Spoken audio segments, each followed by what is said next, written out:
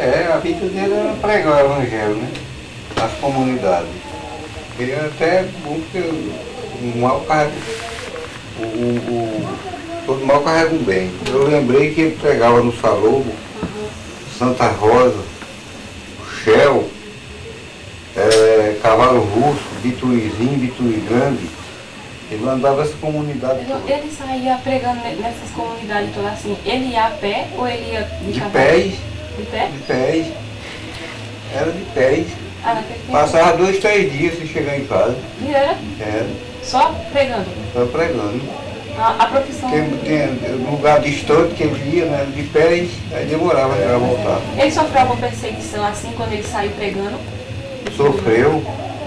Na passagem de tomaram a Bíblia dele, depois foi preciso o delegado, ele denunciou o delegado que ele estava a entregar.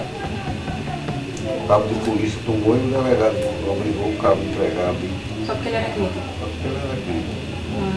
E assim, o senhor se lembra assim dos cultos que eram feitos lá, na casa do senhor, quando ele morava com o senhor? Lembro. Era muita gente? Era bastante.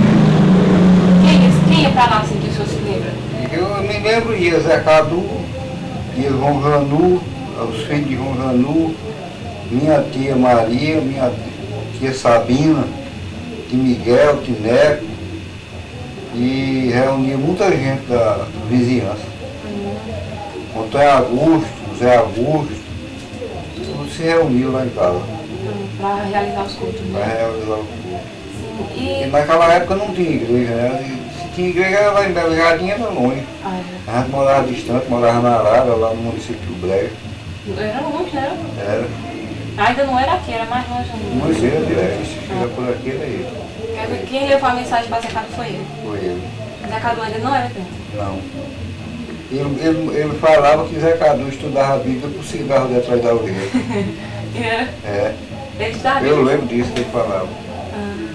Aí ele foi, pregou para Zé Cadu e Zé Cadu aceitou. Foi. Aí depois foi Zé Cadu foi pregar para outras pessoas, ia muito para casa de Dona Rosa. Ia lá em casa, quando ele estava lá em casa, Zé Cadu ia muito lá em casa, ali no pé da serra. Sim, eu tava de foi, né? É. Então quer dizer que ele chegou aqui e com o tempo foi se espalhando os adventistas por aqui, né? Bastante. Então ele foi que começou a plantar a semente Foi. por aqui. Né? Então o pai do senhor cumpriu uma missão muito importante. Né? É verdade.